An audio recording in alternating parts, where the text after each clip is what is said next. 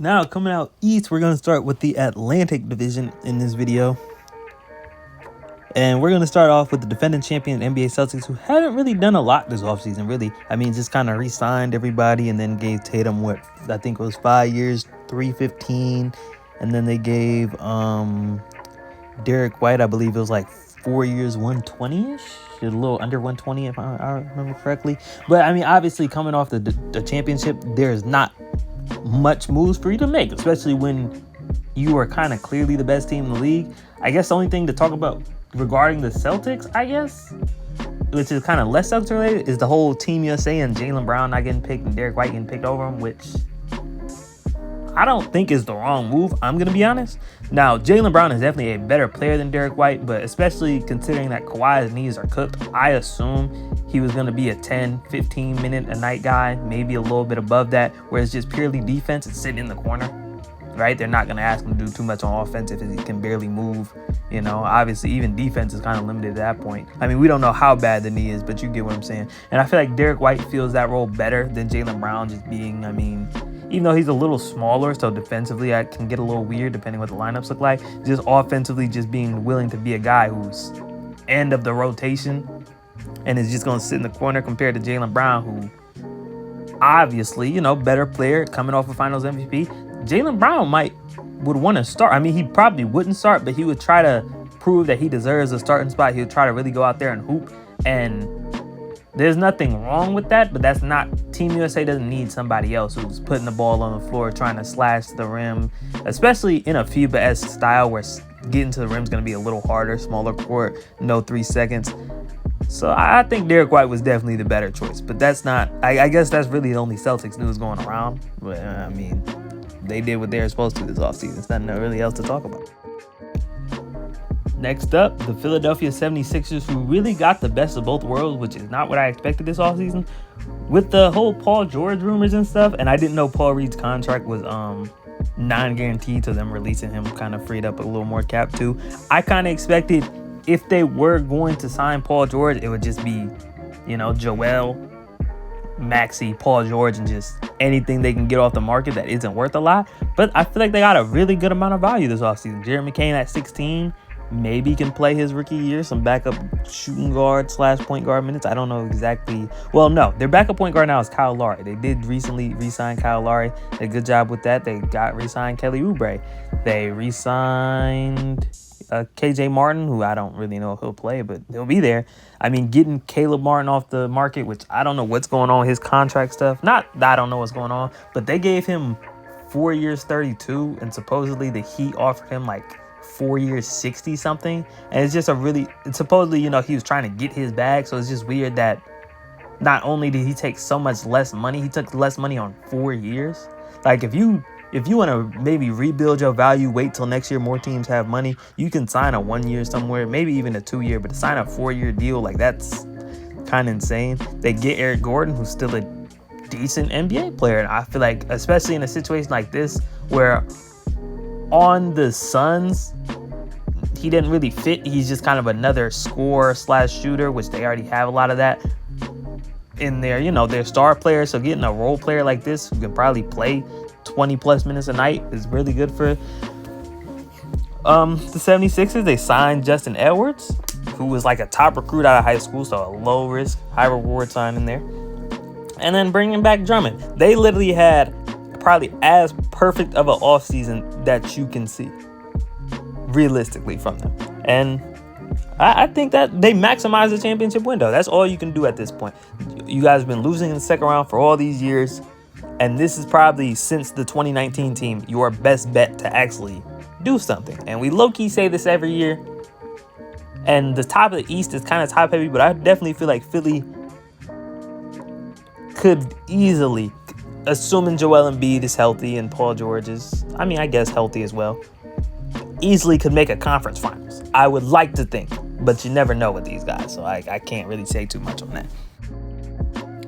The Knicks did exactly what they were supposed to do this offseason. They move off of Bojan Bogdanovic's contract. Not that they needed to move off of it, but they moved it to get Mikal Bridges, I mean, which is probably the peak of his value realistically. I mean, and you lose 6 first, but at the end of the day, winning one championship is worth 6 firsts to most franchises, especially the Knicks. So when you look at their current roster, especially considering Jalen Brunson took a pretty big pay cut, which is going to probably allow Mikal Bridges to stay and get paid. OG got a bag, but that's not, I can't be mad at him for getting a bag. Where you have this team where you have a lot of players where you look at and say that could be in a real playoff rotation. You don't really lose anybody that's too, no, I'm not going to say that. You lose Isaiah Hartenstein, which makes your center position a little weird.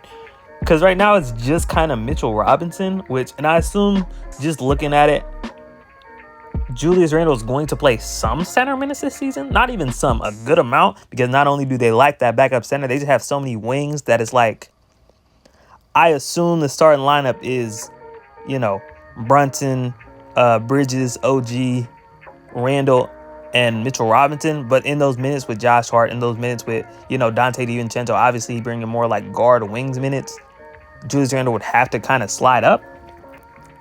And this definitely feels like, hey, the power of friendship is going to get them somewhere, hopefully. I mean, they were, a healthy OG away from being in the conference finals last year. Not only do they re-sign OG, they bring in Mikal Bridges, who is low-key just healthy OG, honestly. Yet to miss a game in his career. We'll see if that changes. And the asking price player-wise, you basically lose no player value. I mean, Bojan, obviously you bring him in at last year's trade deadline. He couldn't. I know he had some injury stuff as well, but he wasn't consistently in the playoff rotation, if I remember correctly. So to bring in a guy who's legitimately a starter and a guy who at times has looked like a borderline all-star is incredible value. And it lets this team not only be competent right now, but for the next, 4 or 5 years, assuming they can keep the general. They don't even have to keep every piece. But if they can keep most of the core together, they're still a contender for a while, which I think is probably the best case scenario where not only you buy in, but you buy in and you have time to really let it cook instead of it being we basically got to win now situation, kind of like what Philadelphia got, even though maybe Philadelphia can get over the hump. And the Nets, as mentioned before, kind of had, I wouldn't say a perfect offseason, but as best as you could hope. You lose out on the Phoenix picks, which kind of sucks, but being realistic, Phoenix is probably going to stay competent. They probably are not going to win anything major, but they're going to stay a decent team. So to get your own picks back and you can maximize on, hopefully, whether it's Cooper Flagg, whether it's, I can't even remember names right now. The dude who plays for the Bahamas, he's been hooping. Ace Bailey's in this draft, or even any other miscellaneous prospects that, randomly shoot up to be the number one guy, even though it'll probably still be Cooper Flagg. You cash in on that where you can be bad and you can just kind of experiment this year. And you get 6 first-round picks for Mikal Bridges. I mean, you bring in Bojan, who realistically, if he plays to his value, he can probably get you another first at the deadline, or at least, a couple seconds maybe, because I assume that's not really a long-term plan. You still have players like Cam Johnson, who was in some trade rumors, Dorian Finney-Smith, 2 players who definitely can help contending teams. There are probably teams calling for them, I would say. There were some rumors, some Cam Johnson sign and trade to the Cavs for Okoro was supposedly a rumor, but I don't really know how I feel about that, but try something, I'm really surprised they didn't try to trade into the draft this year, especially this is just going to be a tank year. I feel like having just a legitimate rookie just coming into play wouldn't have been bad. But yeah, good experiment year. Cam Thomas can go get his 30. Nick Claxton, maybe experiments with shooting a little more. I know he started shooting toward the end of the regular season. Not a lot, but he shot a couple threes, I'm pretty sure. And then, he did shoot in college as well. So maybe, even though it wasn't a very large volume, it was decent volume, the efficiency wasn't good. So maybe you experiment with that, because if you can turn Nick Claxton to a stretch 5 a little bit, that really opens up what you can do just everywhere. And then Noah Clowney, I don't know if he starts. I don't know too much about him really, but Nets fans seem to be really high on him. I assume he immediately is going to be rotational, immediately doing, something. But there's not really too much to say about it. There's still a lot of moves they have left to make, so we'll see where they end up.